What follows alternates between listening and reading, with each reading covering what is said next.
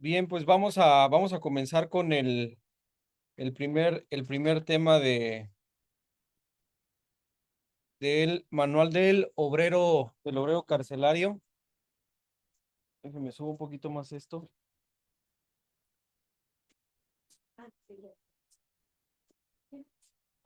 Listo. Ahí se escucha bien, ¿verdad?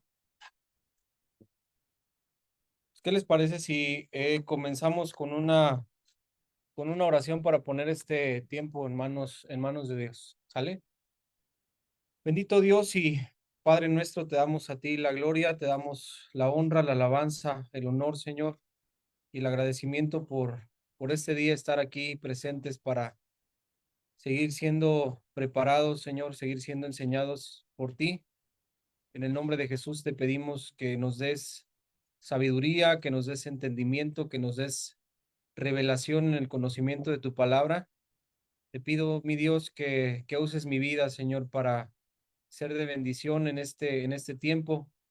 Te pido que nuestros corazones, nuestros oídos, nuestra atención, Señor, estén totalmente dispuestos para aprender y recibir de ti, Señor. Que sea tu Espíritu Santo guiándonos y que sea tu palabra, Señor, convenciéndonos, redarguyéndonos, enseñándonos, Padre, y capacitándonos, Señor, para llevar a cabo la misión que tienes para cada uno de nosotros, que es ir y llevar el Evangelio de Jesucristo a cada una de las cárceles, Señor, de este país de Colombia, Señor, de México y alrededor de todo el mundo. Te lo pedimos en el nombre de Jesús. Amén. Listo, pues tienen ahí en sus manos el manual del obrero carcelario. Tienen ahí, ¿no? Por título, Sirviendo a Jesucristo en las prisiones. Sirviendo a Jesucristo en las prisiones. Tenemos ahí la siguiente página, el índice. Esto yo creo que se baja, ¿verdad? No queda fijo ahí. A ver, ahí está. Está bien, ¿no? Listo. Entonces tenemos ahí en el capítulo 1, fundamento bíblico del servicio a las prisiones. Todo lo que nosotros hacemos para el Señor tiene que tener una justificación. Yo no puedo tomar la decisión de aventurarme a emprender, emprender una misión, una labor para Cristo, sin tener un fundamento bíblico de que lo que yo estoy haciendo realmente es conforme a lo que Dios ha establecido en su palabra. Y algo que es muy cierto es que el ministerio dentro de las cárceles, lo vamos a llamar así ministerio, sabemos perfectamente que un solo ministerio tiene la iglesia, que es reconciliar al mundo con Dios. Ese es el ministerio delegado para todos nosotros. Pero pues bueno, se ha utilizado este nombramiento, ¿no? Ministerios. El ministerio de la cárcel, el servicio a la cárcel, el llamado, como nos dice Carlos, es un ministerio, un llamado, un servicio que en muchos lugares o en muchas iglesias está totalmente relegado, totalmente olvidado.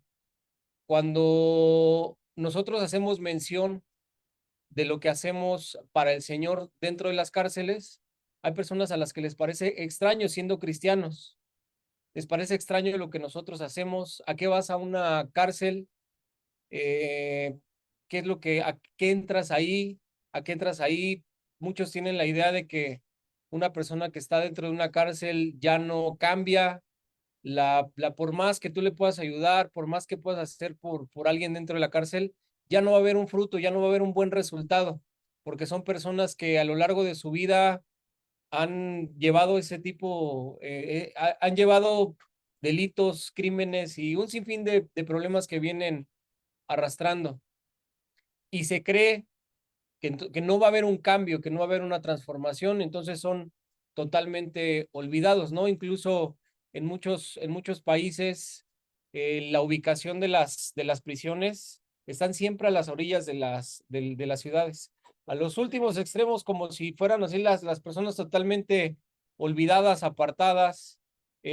Los que, pues bueno, conocen en Estados Unidos cómo son la distancia que tienes que recorrer del punto de la ciudad a una prisión, son distancias largas. Y normalmente la prisión se coloca en un lugar que queda totalmente aislado, no hay nada alrededor de ella. En México tal vez funciona un poquito distinto, pero aún así están distribuidas en todos los extremos, en cada punto cardinal, a lo más lejano de la ciudad están ubicadas.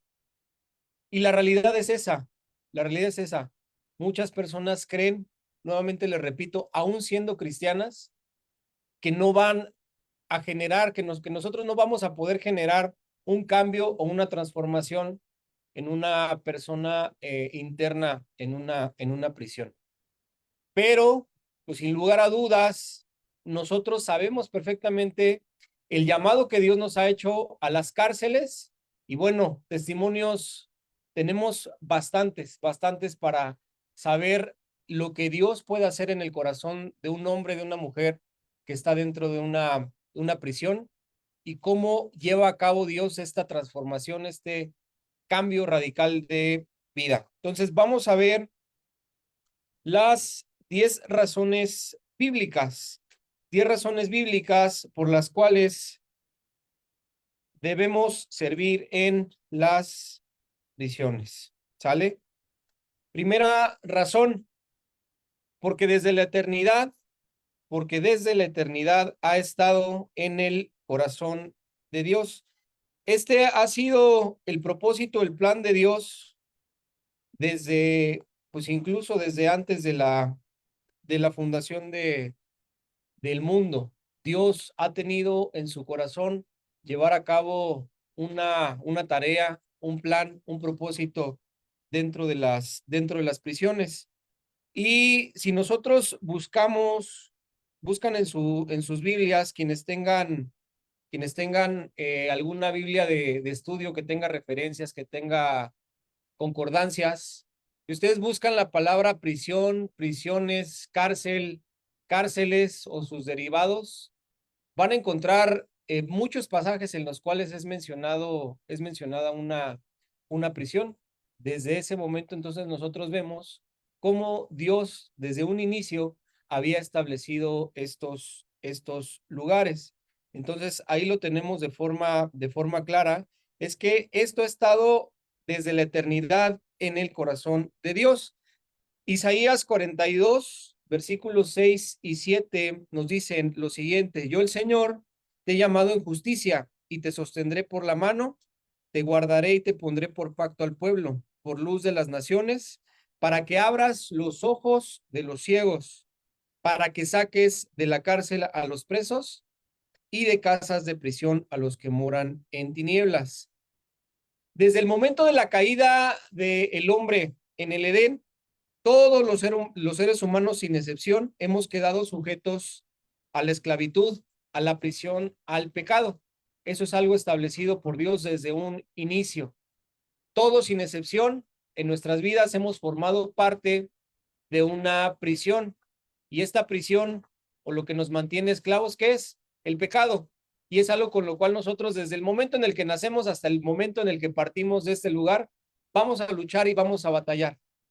Muchos tal vez nos encontramos en la lucha, conociendo a Cristo, pero antes de estar en esa lucha, pues éramos totalmente esclavos del pecado. Romanos nos habla acerca de esto, ¿verdad? Que en otro tiempo nosotros estábamos esclavizados al pecado, que hay una ley dentro del hombre que lo mantiene esclavizado al pecado. Entonces, a esto viene Cristo, a darnos libertad, y esta libertad principalmente o en un inicio viene a través o libertad del pecado. Desde entonces, en el corazón de Dios ha estado libertar a los hombres de esta esclavitud, esto es, redimirlos. Por eso es que prometió al Redentor, al nacido de mujer y nacido bajo la ley, a fin de que redimiera a los que estaban bajo la ley, a los que estábamos bajo maldición, a fin de que recibiéramos la adopción como hijos. Esto lo vemos directamente en el ministerio de Jesucristo. ¿Qué hace Jesús en el momento en el que él da inicio a su ministerio? Viene Jesús, es introducido, o bueno, se presenta con Juan el Bautista. Juan el Bautista le dice que pues él no se creía él capaz de recibir tal bendición, tal privilegio de bautizar a Jesús. ¿Y qué le dijo? Es necesario que cumplamos con toda justicia. Es bautizado Jesús en ese momento e inmediatamente es introducido al desierto. Después de pasar ese tiempo en el desierto, inmediatamente da inicio Jesús a su ministerio. ¿Y qué hubo dentro del ministerio de Jesús? ¿Cuáles son las principales características o pasos que llevó Jesús? Primero tenemos es que su llamado era en justicia. Segundo es que Dios lo sostendría con su mano. Tercero es que lo guardaría. Cuarto, lo pondría por pacto al pueblo. Y quinto, sería luz de las naciones. Pero ¿cuáles entonces son los propósitos de todo esto?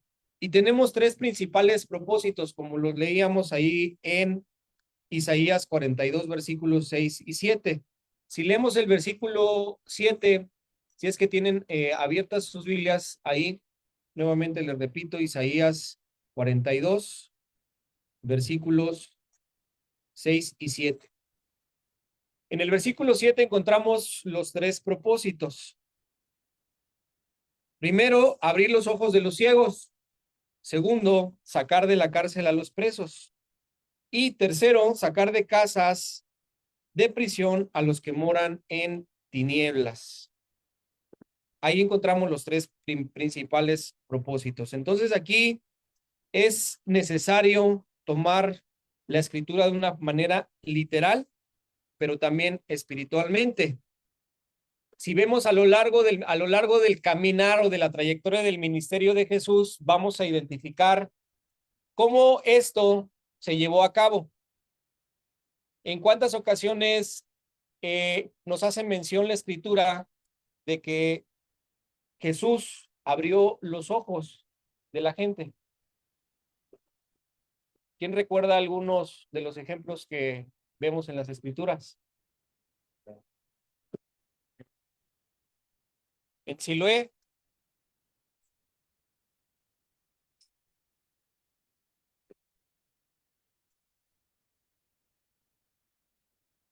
Ok, ahí tenemos. ¿Dónde está bajando? Ahí está. Listo. Entonces, ahí tenemos un ejemplo, ¿no? Otro ejemplo más, el ciego Bartimeo.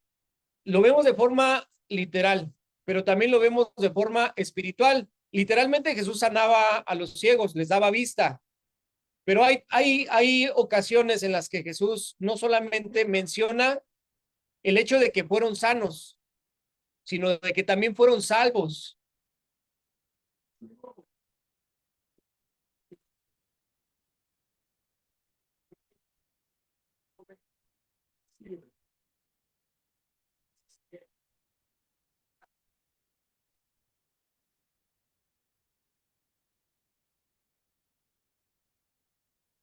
Las dos quedan totalmente sanadas.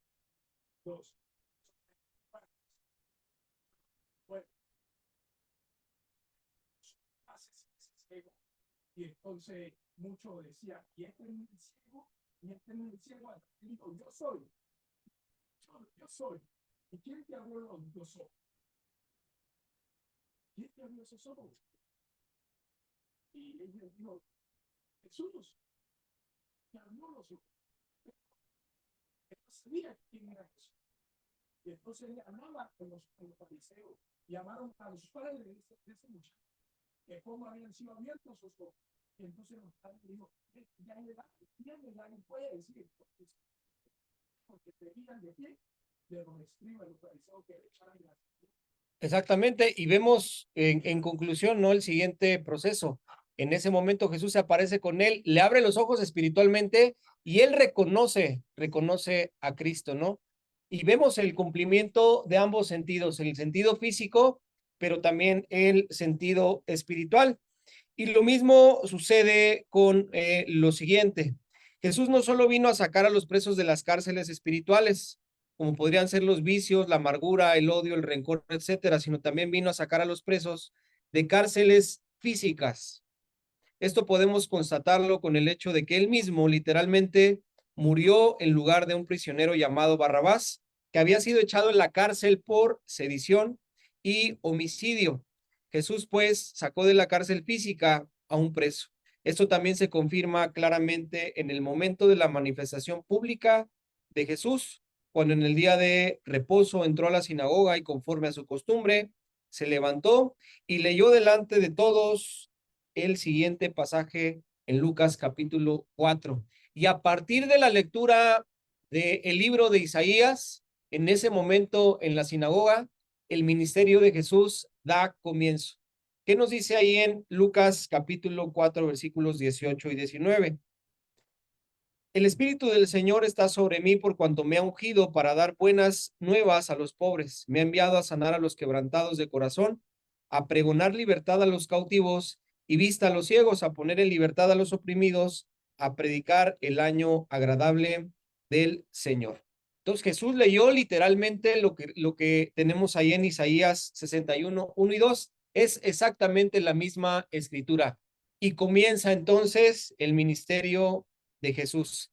Esa es la primera razón. Segunda razón, porque Jesucristo mismo se identifica plenamente con un preso. Para eso es importante entender las necesidades de Jesucristo. Y yo les pregunto, ¿ustedes creen que Jesús tiene alguna necesidad?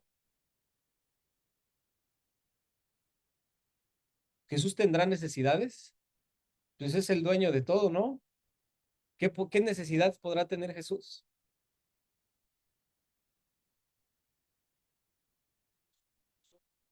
Él no necesita nada.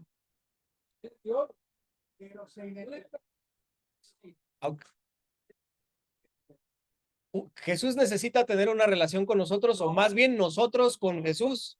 Nosotros somos los necesitados.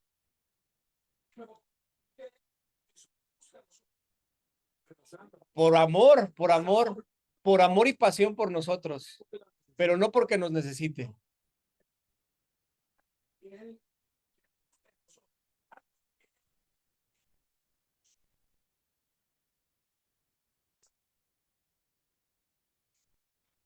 Amén.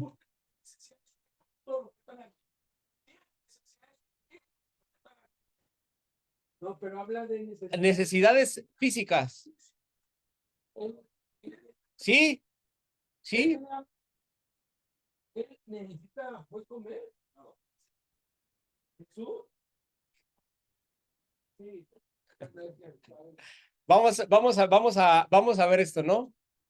Entonces, Jesús tiene que identificarse realmente con el preso. Tiene que haber algo que Jesús nos muestre a nosotros de que Él realmente conoce las necesidades que atraviesa una persona que está dentro de una prisión.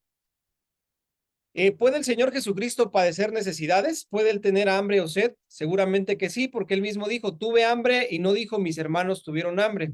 Este pasaje de las Escrituras es impresionante. Vamos ahí, por favor. Vamos a leer en Mateo, por favor. Mateo capítulo 25, versículos del 31 al 46. Ya cuando estén todos ahí, digan amén. Mateo capítulo 25, versículos del 31 al 46. Cuando el Hijo del Hombre venga en su gloria y todos los santos ángeles con él, entonces se sentará en su trono de gloria. Y serán reunidas delante de él todas las naciones, y apartará los unos de los otros, como aparta el pastor las ovejas de los cabritos. Y pondrá las ovejas a su derecha y los cabritos a su izquierda. Entonces el rey dirá a los de su derecha, vengan benditos de mi Padre, hereden el reino preparado para ustedes desde la fundación del mundo, porque tuve hambre y me dieron de comer, tuve sed y me dieron de beber, fui forastero y me recogieron. Estuve desnudo y me cubrieron, enfermo y en la cárcel y vinieron a mí.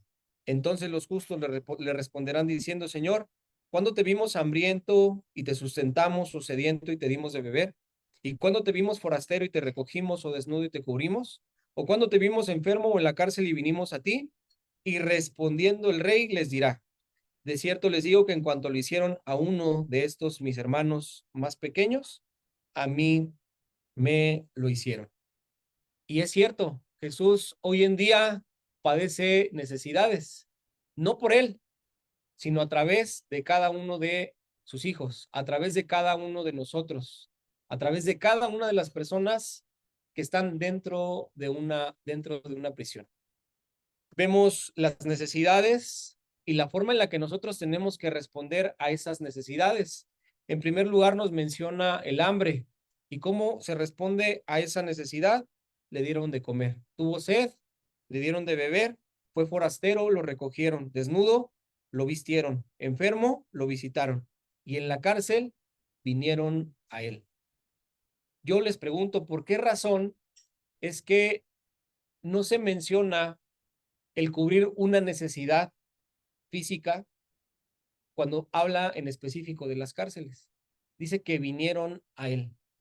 ¿Por qué no les quitó el hambre? ¿Por qué no les quitó la sed? ¿Por qué no les dio ropa? ¿Por qué únicamente nos habla Jesús? Vinieron a él. Pues todas las necesidades que vemos anteriormente están dentro de una cárcel.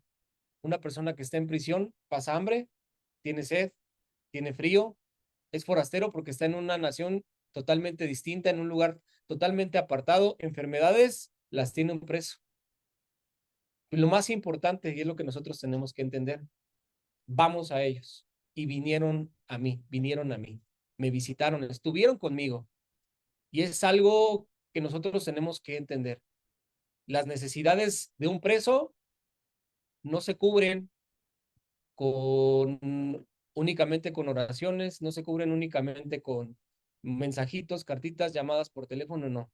A la cárcel tenemos que ir, tenemos que ir.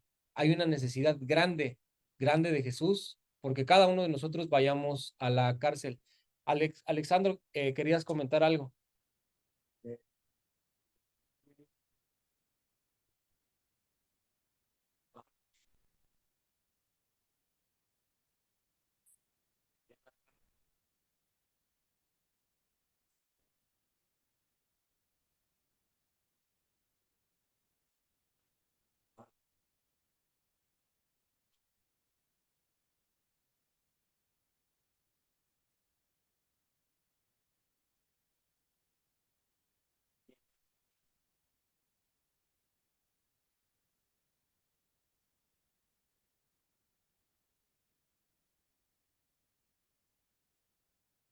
Claro.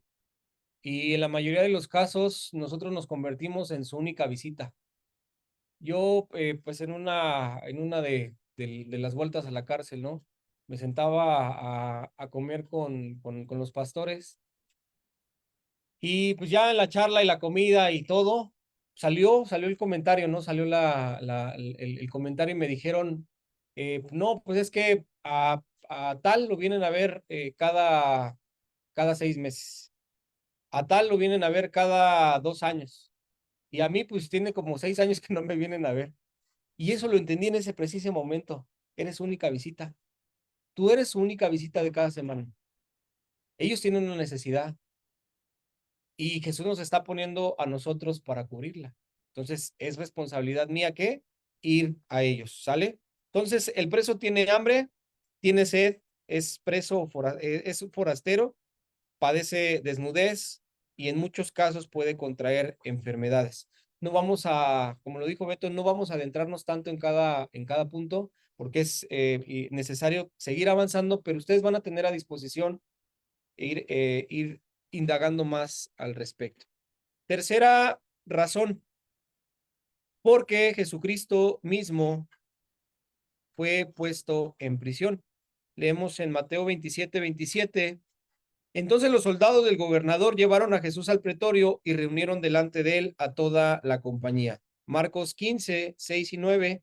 Ahora bien, en el día de la fiesta le soltaban un preso, cualquiera que pidiesen, y Pilato le respondió diciendo, ¿quieren que le suelte al rey de los judíos? Y Juan 18:12 nos dice, entonces la compañía de soldados, el tribuno y los alguaciles de los judíos prendieron a Jesús y le ataron.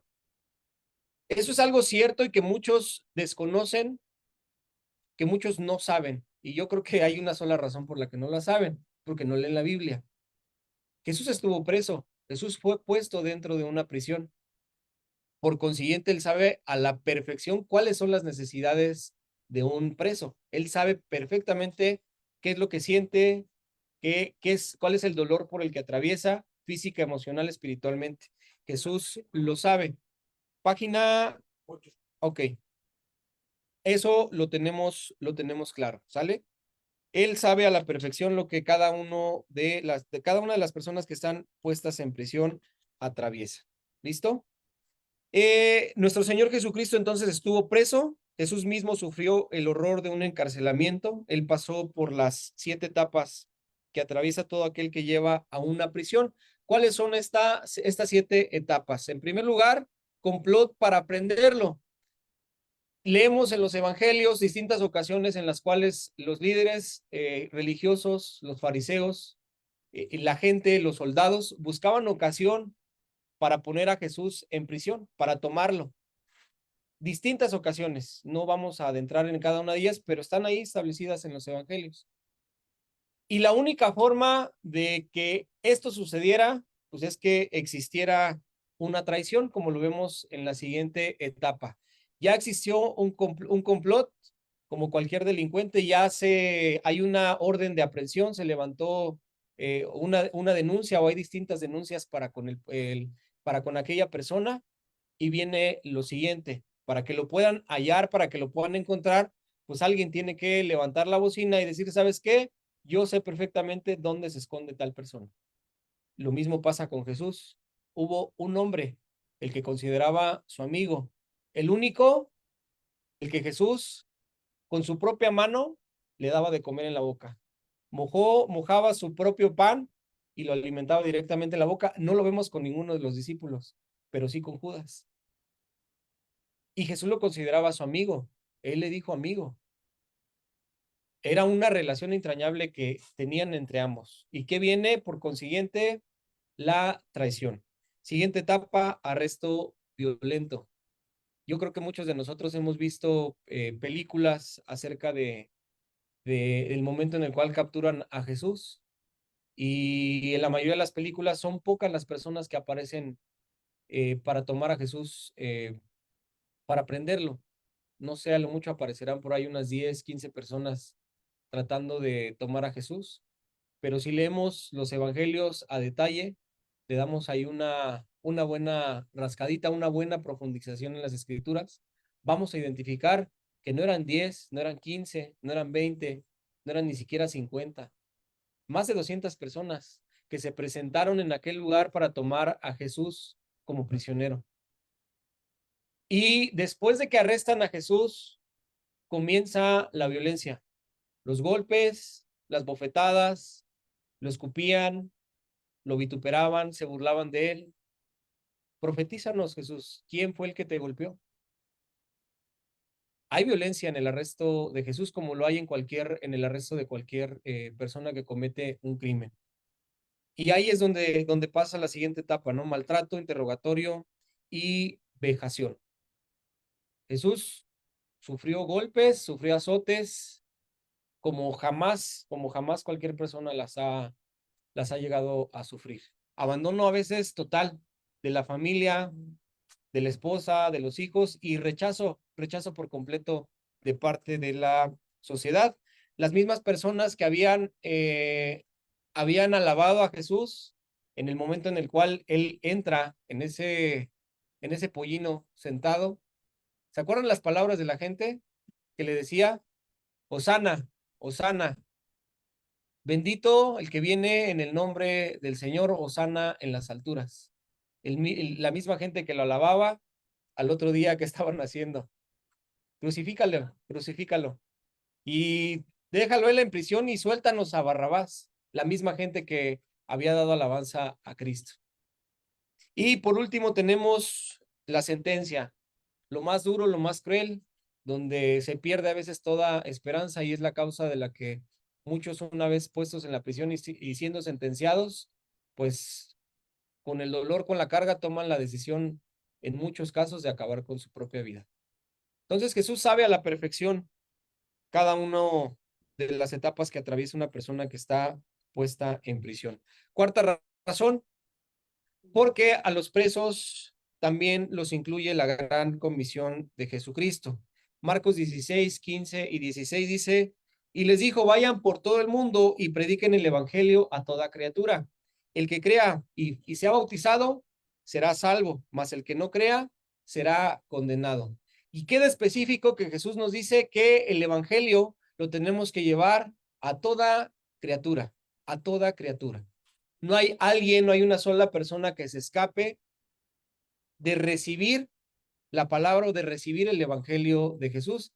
Y esa es parte también de nuestra responsabilidad, cumplir con la gran comisión. Jesús nos dice claramente que vayamos por todo el mundo y prediquemos el evangelio a toda criatura, a todo ser humano, hombres, mujeres que están privados de su libertad, al igual que cada uno de nosotros, son seres humanos. Algunos de ellos han cometido delitos, otros son inocentes, pero no dejan de ser criaturas. Y es cierto, ¿no? Hay noticias, incluso personas, yo lo he escuchado, personas cercanas y no cercanas, cuando escuchan el caso, no sé, de un multihomicida, de un violador, la palabra que viene inmediatamente es infelices. El acto que hicieron es atroz. Esos no merecen el perdón. Esos merecen irse directamente al lago de fuego. Yo lo he escuchado, yo lo he escuchado. Yo creo que ustedes también. Y yo pues me pregunto, pues ¿quiénes somos nosotros como para ejecutar sentencias sobre una persona? Cuando si nos juzgáramos en conjunto de acuerdo a la ley establecida por Dios, pues todos y cada uno de nosotros somos culpables, sin excepción, todos somos culpables. Entonces yo cumplo con la responsabilidad de ir y llevar el evangelio a toda criatura. Toda criatura involucra a los presos. Y Jesús nos manda a ir por todas las naciones. Las cárceles son naciones. Es una nación distinta. ¿Por qué? Tiene sus propias leyes, tiene sus propias normas. Ellos deciden la forma en la cual se manejan. Yo les comentaba esto en la cárcel, ¿no?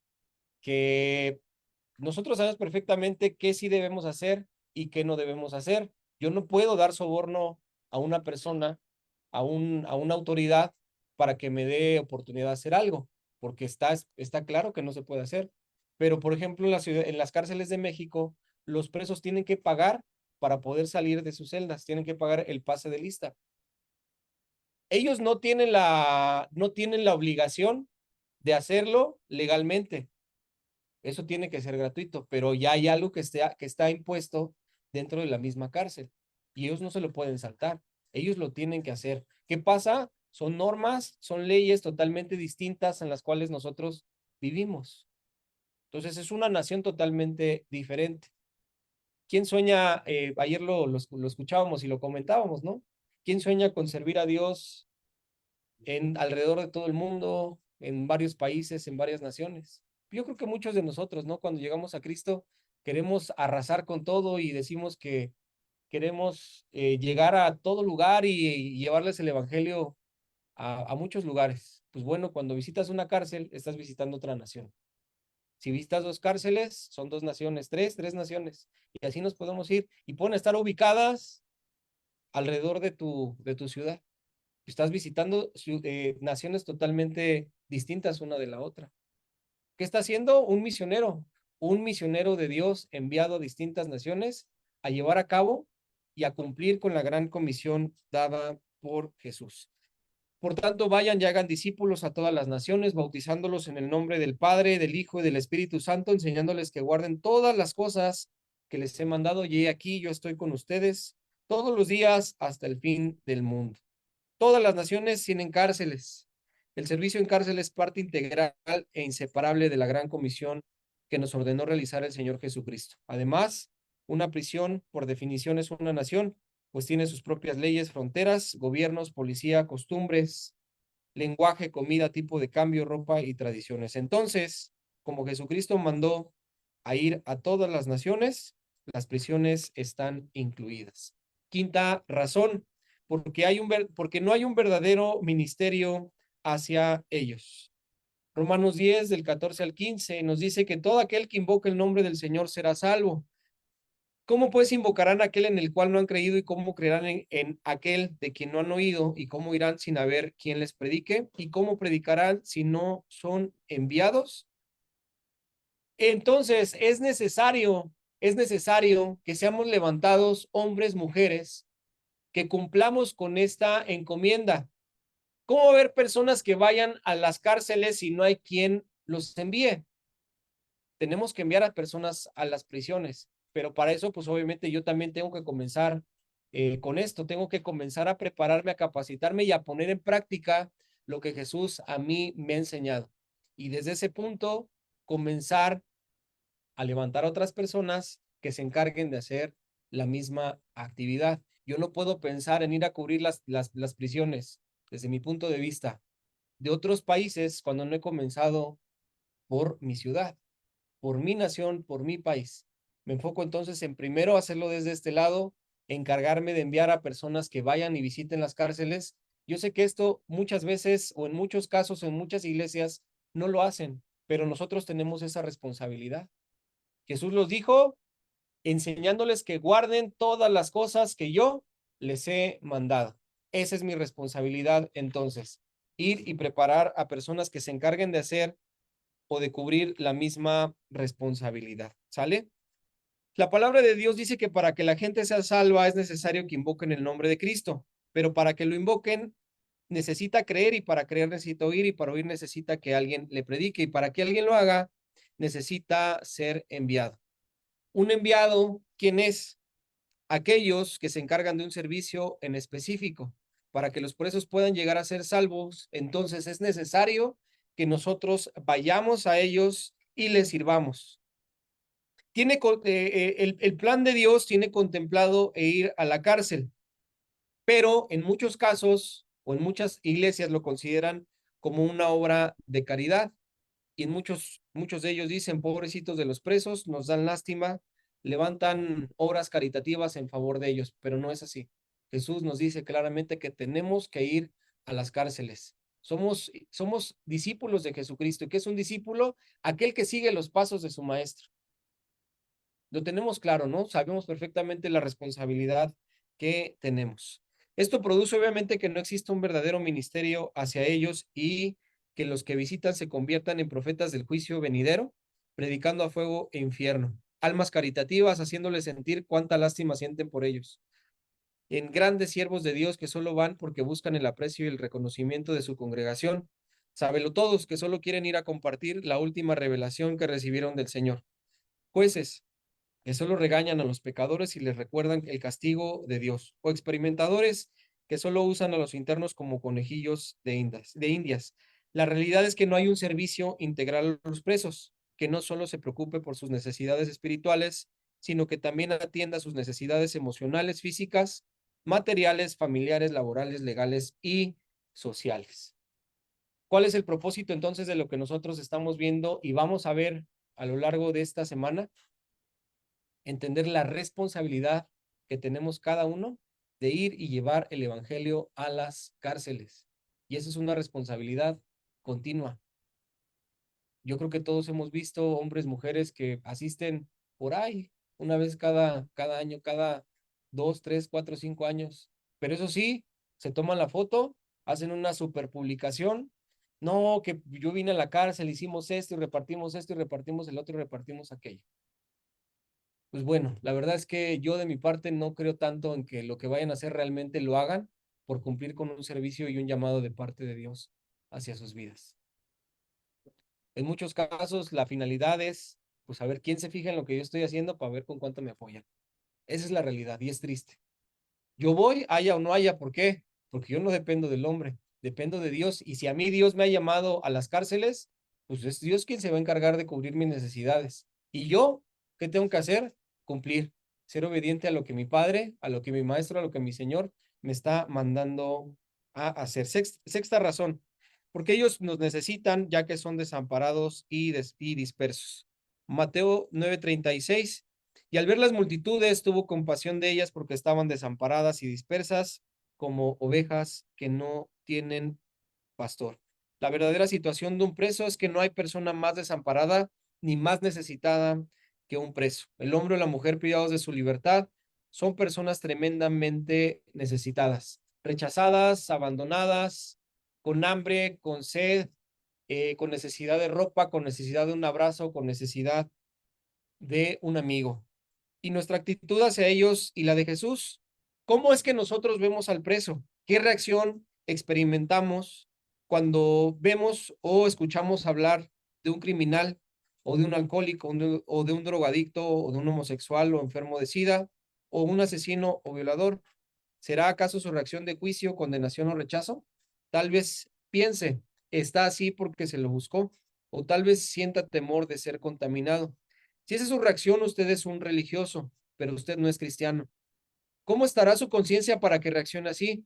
En el amor no hay temor, pues el perfecto amor echa fuera el temor. Desconocemos el trasfondo de las personas. Si conociéramos realmente los motivos por los que ellos son así, concluiríamos que nosotros también haríamos lo mismo. ¿Cómo reaccionarías o cuál sería tu presente si tu pasado en tu infancia estuviera lleno de abusos sexuales, estuviera lleno de maltrato, estuviera lleno de violencia entre tus padres, estuviera lleno de abandono, de soledad, de ser utilizado para traspasar droga desde los 5 o 10 años, de ver a tus padres, de ver a tu madre eh, frente a ti, teniendo relaciones sexuales con distintos hombres a la vez? ¿Cuál sería tu realidad? ¿Cuál sería tu presente? Pues sin duda alguna mi presente sería el de una persona que está puesta en prisión, porque hubiera aprendido exactamente lo mismo. Si no estoy dentro de una cárcel en este momento, si no conocí de Jesús dentro de una prisión, fue por la misericordia que él tuvo de mí. Y lo mismo para cada uno de nosotros. Pero la realidad es que la capacidad para hacer la maldad, todos la tenemos sin excepción. Lo único que ha cambiado es el trasfondo y la situación que hemos vivido a lo largo de nuestras vidas. La realidad es que al criminal, al asesino, al violador y al homosexual y a la prostituta, los hombres los han hecho así. Todos ellos son personas tremendamente lastimadas, desamparadas y nos necesitan urgentemente. Jesús nunca, nunca, nunca, nunca condicionó sus milagros ni su ayuda. Sanó al leproso, al paralítico y al sordo y no les puso condiciones. Dio la vista al ciego de nacimiento y liberó al endemoniado de Gadara, sin que ellos le pidieran y ni siquiera investigó ni cuestionó su trasfondo. Tampoco les exigió que debían tener fe. Del mismo modo, salvó al preso crucificado junto a él y no le reprochó absolutamente nada. Las únicas palabras que salieron de la boca de Jesús hacia ese hombre fueron: hoy mismo estarás conmigo en el paraíso. Séptima razón, porque el testimonio de vidas cambiadas es de gran impacto para la sociedad. Gálatas 1, 23 y 24. Solamente oían decir, aquel que en otro tiempo nos perseguía, ahora predica la fe que en otro tiempo asolaba, y glorificaban a Dios en mí. Es cierto, ¿no? Este hombre perseguidor de la iglesia consentía en el asesinato de muchos hombres, y cuando tiene un encuentro con Jesús, inmediatamente al salir de la ciudad, comienza a predicar de Jesús y la gente temía de él, porque decían, pues si este en otro tiempo perseguía a la iglesia, nos asolaba, pues ahora resulta que ya está cristiano es. Y eso es de gran impacto para la sociedad, una vida transformada por Cristo. Un hombre que anteriormente era sicario, era asesino, era violador, pues ahora es un hombre que ama a Cristo, que sirve a Cristo y que ha hecho Dios a través de su vida una obra grandiosa. Cambió la pistola por una Biblia, dicen algunos. Y esa es una gran bendición, esa es una gran bendición. Y pues si nosotros pensamos en cuál es la razón o una de las razones por la cual hoy en día nos encontramos aquí, pues es la vida de un preso transformada, ¿verdad? Aquí está el legado de Jaime, un hombre transformado por el Evangelio de Cristo. De pasar de organizar una, una célula criminal, pues a organizar lo que hoy en día tenemos, ¿no? Gracias a Dios por la vida de este hombre, por la transformación que en él logró. Red internacional de robo, Manuel, toda Latinoamérica. Y ahora pues estamos formando, ¿no? Una red mundial para que el evangelio de Cristo llegue a las prisiones de todo el mundo. Esa es la transformación que hace el evangelio y eso es para lo que nosotros, a lo que a nosotros Dios nos ha puesto. Octava razón, porque Dios nos ordena que nos acordemos de ellos. Este es un mandamiento que encontramos en Hebreos 13:3. Hebreos 13 tiene una lista de mandamientos a los cristianos, deberes cristianos. Tiene por título, ahí en el encabezado del capítulo 13, si no me equivoco, deberes cristianos, ¿no? Cuál es el lugar que ocupa el acordarnos de los presos? Es pregunta. ¿Cuál es el lugar que ocupa el acordarnos de los presos en esa lista? Ahí en sus Biblias, quienes lo buscaron, ¿qué nos dice al inicio? No. Al principio, permanezca el amor fraternal. Luego, denle lectura. De la hospitalidad por la cual algunos sin saberlo hospedaron ángeles. Y tercero, acuérdense de los presos.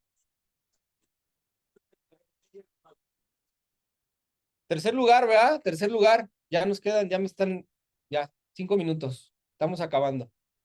Tercer lugar de la lista de los deberes cristianos, acuérdense de los presos. ¿Y de qué manera?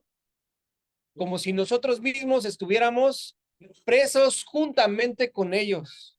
Como si tú estuvieras pasando el hambre, la sed, la soledad, el frío, la violencia, el maltrato, el abandono, de ese mismo modo.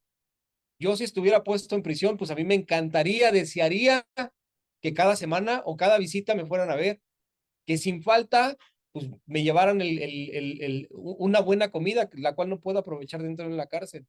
Que si hace frío, tuviera con qué cubrirme. Eso es lo que realmente yo necesitaría si estuviera en esa condición. Pues entonces lo entiendo. De ese mismo modo, tengo que hacer para con ellos que están puestos en la cárcel. Es impactante para la sociedad en la que vivimos que un criminal peligroso cambie su forma de vida y, no, perdón, eso es el anterior. Es muy interesante notar que el capítulo 13 de Hebreos nos habla acerca de estos deberes cristianos. Qué interesante es que el tercero de estos mandamientos es que nos acordemos de los presos como si estuviéramos presos juntamente con ellos. Esto es un imperativo y es una orden directa de parte de Dios hacia nosotros. ¿Quién escribió la carta a los Hebreos? Dios. Es una carta de Dios directamente para su iglesia, para cada uno de nosotros. Novena razón, porque el amor de Cristo nos constriñe. Segunda de Corintios 5, 14 y 15 nos dice, porque el amor de Cristo nos constriñe, pensando esto, que si uno murió por todos, luego todos murieron y por todos murió, para que los que viven ya no vivan para sí, sino para aquel que murió y resucitó por ellos. El solo hecho de que Cristo ha muerto por nosotros y que nos amó, aun cuando estábamos muertos en nuestros delitos y pecados, debería bastarnos para que de rodillas viviéramos agradecidos con Él y en total obediencia a lo que Él demande de nosotros. Y si a mí Dios me dice, y si Cristo demanda hoy de mí, tengo que entregar mi vida por completo para servir dentro de una cárcel, por el amor que Dios ha tenido para conmigo y ha derramado en mi corazón, yo voy a cumplir con esa encomienda. ¿Hasta qué momento? Hasta el último momento en el cual Dios a mí me llame a su presencia. Y esa es la actitud que debemos de tener todos. Que esto no se quede únicamente en una emoción, únicamente en el deseo de este momento. No, es algo continuo, es algo continuo. El amor de Dios para con nosotros no es cambiante. Es el mismo de ayer, es el mismo de hoy y es el mismo de siempre. Es un amor genuino, un amor constante, un amor que no tiene límites y que jamás va a poner Jesús a cambio. Entonces, ese mismo amor a mí me motiva a ponerlo en práctica. Y última, décima razón, porque se puede alcanzar a muchas personas libres que rodean al preso. Tenemos el testimonio de José, un solo hombre que estaba puesto en prisión, que Dios utilizó, transformó su vida y lo llevó de ser un hombre que sus propios hermanos habían entregado, que lo habían vendido, convertirse en el segundo de Potifar, posteriormente ser puesto en la cárcel, ser considerado el segundo en la cárcel y convertirse el segundo en gobernar Egipto. ¿Y a cuántas personas fueron alcanzadas por José? Todo el mundo. Todo el mundo. La única, una sola persona que es transformada por el evangelio, un solo preso que es transformado por el evangelio puede impactar a muchas otras personas. Pero si nosotros no cumplimos con esa responsabilidad de ir, pues el cambio, la transformación no se va a generar. Entonces tenemos una gran responsabilidad. Esto nos da entonces un respaldo de que lo que nosotros estamos haciendo es lo que Dios realmente quiere y lo que Dios a nosotros nos ha mandado. Amén. Dios les bendiga.